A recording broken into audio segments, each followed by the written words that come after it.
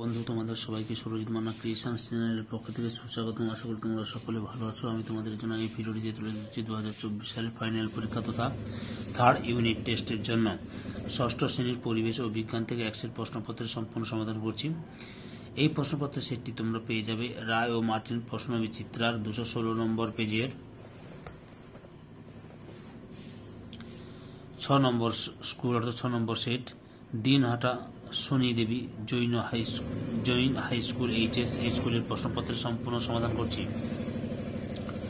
তার আগে তোমাদের কাছে অনুরোধ, তোমরা ভিডিওটি না টেনে পুরোটা দেখো। ভিডিওটি কেমন লাগলো কমেন্ট করে জানিয়ে ভিডিওটিতে লাইক দাও এবং শেয়ার করো। আলোচনা শুরু করছি। একের দাগে সঠিক উত্তরটি নির্বাচন করো। প্রথম প্রশ্ন, স্ক্রু এর গায়ে যে ধাতব প্যাঁচ থাকে তা হলো অপশন বি তে নততল।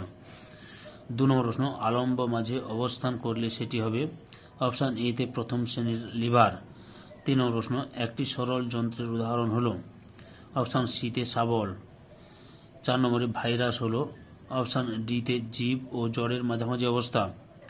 5 নম্বরে কোনো প্রাণীকে সমাজবদ্ধ জীব বলা হয় অপশন সবগুলো উইপোকা, মৌমাছি, পিঁপড়ে সবগুলি অপশন ডি তে সবকটি।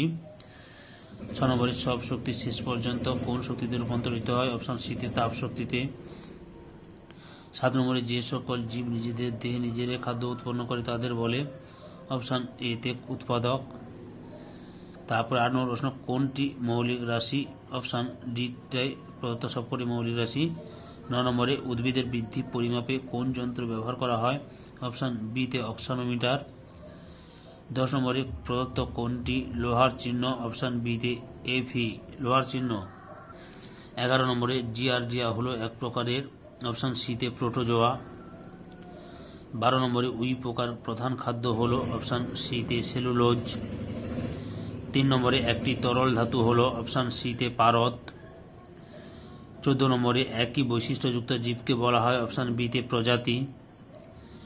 15 নম্বরে বুদবুদের সাহায্যে বাসা তৈরি করে অপশন সি তে প্যারাডাইস। তারপরে 16 নম্বরে একটি চৌম্বক পদার্থ হলো অপশন সি তে নিকেল। তারপর 17 দাগে নততল যত ফেলানো হয় তার যান্ত্রিক সুবিধা তত অপশন এ তে বাড়ে। তারপর 18 নম্বরে অণু পরমাণুর পরিমাপের একক হলো অপশন বি তে মোল। 19 নম্বরে একটি নবীকরণযোগ্য শক্তির উৎস হলো অপশন এ তে সৌরশক্তি। 20 নম্বরে প্যান্থেরা টাইগ্রিস কার বিজ্ঞানসম্মত নাম অপশন এ তে বাঘ। 21 নম্বরে সোনার ল্যাটিন নাম হলো অপশন সি তে অরাম। এরপরে হচ্ছে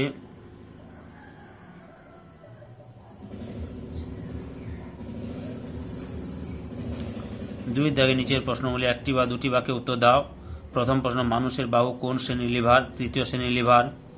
2 নম্বর প্রশ্ন, একটি এককোষী ছত্রাকের নাম লেখো। ইস্ট। 3 নম্বরে ছত্রাকের দেহ কি দ্বারা গঠিত? মাইসেলিয়াম দ্বারা গঠিত, মাইসেলিয়াম। 4 নম্বরে কোন প্রকৃতির পিঁপড়েরা অনবরত বাসা দখল করে? যাযাবর পিঁপড়েরা। 5 নম্বরে কোন যৌগের সংকেত PH3? ফসফিনের সংকেত ফসফিন। 6 নম্বরে ঢাক বাজানো হলে কোন শক্তি থেকে কোন শক্তিতে রূপান্তরিত হয়?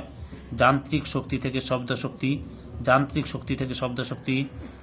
তারপরে 7 নম্বরে উষ্ণতা মাপা যন্ত্রের নাম কি? থার্মোমিটার। 8 নম্বরে মানুষের বিজ্ঞানসম্মত নাম কি? Homo sapiens. 9 নম্বরে লাল পিঁপড়ের আরেক নাম কি? নালসো পিঁপড়ে, নালসো পিঁপড়ে। 10 নম্বরে রিডিউস, রিফিউজ, রিইউজ, রিসাইকেলকে সংক্ষেপে ড্যাশ পদ্ধতি বলে? 4R পদ্ধতি বলে। 11 নম্বরে জলের সংকেত লেখো H2O। তারপর 12 নম্বরে শূন্যস্থান পূরণ করে দুটি তলের মধ্যে ঘর্ষণের ফলে ড্যাশ উৎপন্ন হয়, তাপ উৎপন্ন হয়। 13 নম্বরে হাইড্রোজেনের অণুর পারমাণবিকতা কত? 2। তারপরে 14 নম্বরে ঘাস ফড়িং কোন শ্রেণীর খাদক? প্রথম শ্রেণীর খাদক। 3 দাগে নিচের প্রশ্নগুলি সংক্ষিপ্ত উত্তর দাও, যে কোনো 7টি। 1 নম্বরে স্পর্শহীন দুটি বলের উদাহরণ দাও। ওজন, চৌম্বক বল। 2 নম্বরে উদ্ভিদের বৃদ্ধি সম্পর্কে কিভাবে ধারণা পাওয়া যায়? পর্বের সংখ্যা, পর্বমধ্যে দৈর্ঘ্য, পাতার সংখ্যা, পাতার পরিমাপ ইত্যাদি পরিমাপের মাধ্যমে উদ্ভিদের বৃদ্ধি সম্পর্কে ধারণা পাওয়া যায়। 3 দাগে নিম্নলিখিত মৌলগুলির রাসায়নিক চিহ্ন লেখ। এতে কোবাল্ট CO, হিলিয়াম HE,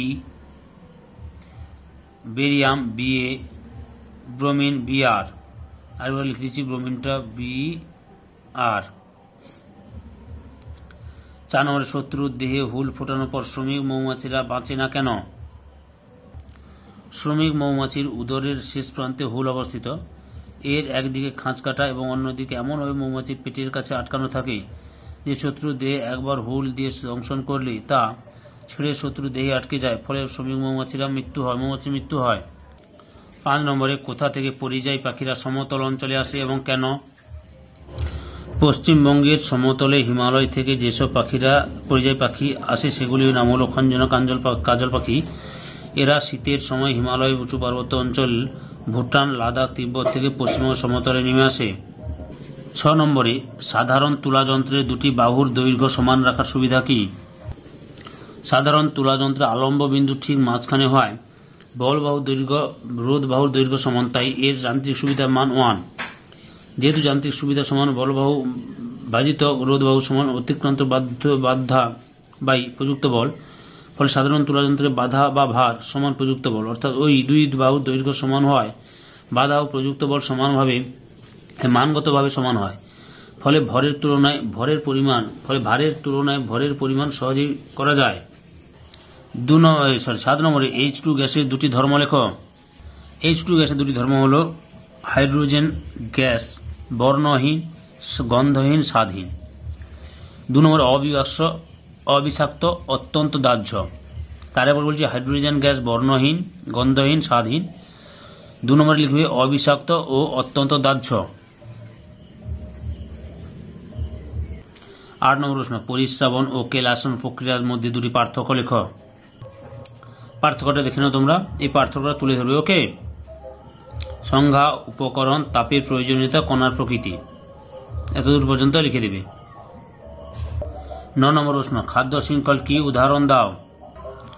যে পদ্ধতিতে সূর্য থেকে প্রাপ্ত শক্তি উৎপাদক থেকে পর্যায়ক্রমে খাদ্য খাদক সম্পর্কের মাধ্যমে বিভিন্ন প্রাণীগোষ্ঠীর মধ্যে প্রবাহিত হয়, শক্তি প্রবাহের ধারাবাহিকতা বজায় রাখে, তাকে খাদ্য শৃঙ্খল বলে। উদাহরণ, গাছের পাতা, পতঙ্গ, ব্যাঙ, সাপ, ময়ূর। 4 দাগে নিচের প্রশ্নগুলি 3-4টি বাক্যে উত্তর দাও, যে কোনো 7টি। 292-6 দ্বিতীয় শ্রেণীর লিভার কাকে বলে?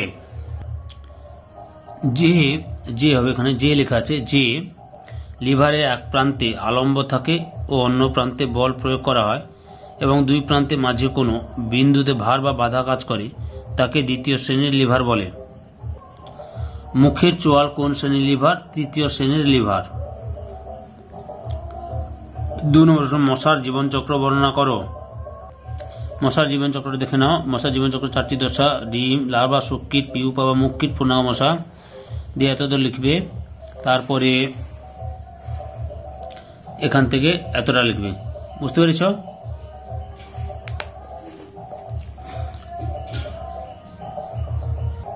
3 নম্বর প্রশ্ন, আন্তর্জাতিক প্রমাণ মিটার কাকে বলে? লব্ধ একক কাকে বলে? ফ্রান্সের প্যারিস শহরে 1899 খ্রিস্টাব্দে international bureau of weights and measures নামক সংস্থার 0 ডিগ্রি সেলসিয়াস তাপমাত্রায় রাখা প্ল্যাটিনাম ও ইরিডিয়াম এর সংকর ধাতু তৈরি একটি দণ্ডের দু প্রান্তের মাঝে দূরত্বকে আন্তর্জাতিক প্রমাণ মিটার বা প্রমাণ 1 মিটার বলে। 4 নম্বরে, একটি স্প্রিং এর স্থিতিশক্তি তুমি কি ভাবে বাড়াতে পারো? একটি স্প্রিংকে চাপ দিয়ে সংকুচিত করলে এবং নির্দিষ্ট মানের বল প্রয়োগ করে প্রসারিত করলে স্প্রিং এর স্থিতিশক্তি বৃদ্ধি পায়। স্প্রিংটি প্যাচের সংখ্যা বৃদ্ধি করলেও এর স্থিতিশক্তি বৃদ্ধি পায়। 5 নম্বরে, দ্রবণকে মিশ্র পদার্থ বলা হয় কেন? দ্রবণ মিশ্র না যৌগিক পদার্থ? উত্তরের সপক্ষে যুক্তি দাও। এই যে এখান থেকে এতটা লিখে ফেলবে।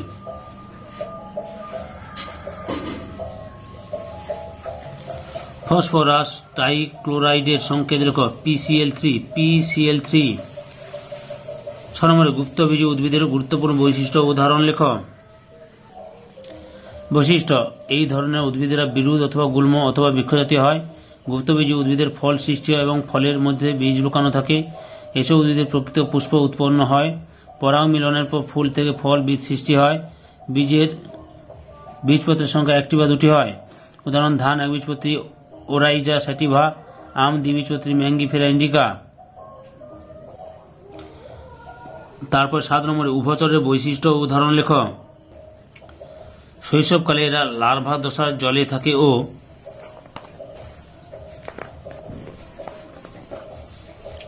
লেজ নেড়ে সাঁতার কাটে। পূর্ণাঙ্গ অবস্থায় ডাঙ্গায় চলে আসে এবং দুজোড়া পায়ের সাহায্যে লাফিয়ে চলে। পূর্ণাঙ্গ দশায় লেজ থাকে না। দেহত্বক গ্রন্থিময়, ভেজা ও নগ্ন প্রকৃতির। এদের দেহ মস্তক ও দেহখণ্ডে বিভক্ত এবং এদের গ্রীবা নেই। এদের হৃৎপিণ্ডে 3টি প্রকোষ্ঠ থাকে, 2টি অলিন্দ আর 1টি নিলয়। এরা ঠান্ডা রক্তের মেরুদণ্ড প্রাণী। উদাহরণ কোনো ব্যাং, সোনা ব্যাং। ঘর্ষণ কি? ঘর্ষণ কিভাবে বাড়ানো যায় লেখ। যখন কোনো বস্তুর অপর একটি বস্তুর সংস্পর্শে থেকে গতিশীল হয় বা সচেষ্ট বা হওয়ার চেষ্টা করে, তখন সংস্পর্শে থাকা বস্তুদ্বয়ের তলগুলির মধ্যে গতির বা গতি উৎপাদনের চেষ্টার বিরুদ্ধে বাধা সৃষ্টি হয়, সেই বাধাকেই ঘর্ষণ বলে। ঘর্ষণ বাড়ানোর উপায়। ব্যবহারিক ক্ষেত্রে অনেক সময় ঘর্ষণ বলের মান বৃদ্ধি করার ব্যবস্থা করার প্রয়োজন হয়ে পড়ে। দৃষ্টান্তস্বরূপ বলা যায়, গাড়ির চাকার টায়ার খাঁজ কাটা করা হয় যাতে টায়ার ও রাস্তার মধ্যে ঘর্ষণ বল বেশি হয় এবং ব্রেক কষলে গাড়ি সহজে থেমে যেতে পারে। খেলোয়াড়দের ব্যবহৃত জুতোর তলায় স্পাইক লাগানো হয় যাতে জুতো ও ভূমিতলের মধ্যে ঘর্ষণ বাড়ে এবং দৌড়ানো বা প্রয়োজনে থামা সহজ হয়। মেঝের উপর মইয়ের তলদেশে পিছলে যাওয়া আটকাতে অনেক সময় মইয়ের তলায় খাঁজ কাটা রবার প্লেট ব্যবহার করা হয়। 9 নম্বরে একটি একবীজপত্রী ও একটি দ্বিবীজপত্রী গাছের নাম লেখ। একটি একবীজপত্রী গাছের নাম হচ্ছে ভুট্টা ধান, একটি দ্বিবীজপত্রী গাছের নাম হলো ছোলা মটর। এদের বীজকে আলাদা করবে কিভাবে? না, একবীজপত্রী একটি মাত্র বীজ থাকে, একবীজপত্রীতে একটি মাত্র বীজ থাকে, কিন্তু দ্বিবীজপত্রীতে 2টি বীজ পত্র থাকে। সম্পূর্ণ ভিডিওটি দেখার জন্য তোমাদের সবাইকে অসংখ্য অসংখ্য ধন্যবাদ।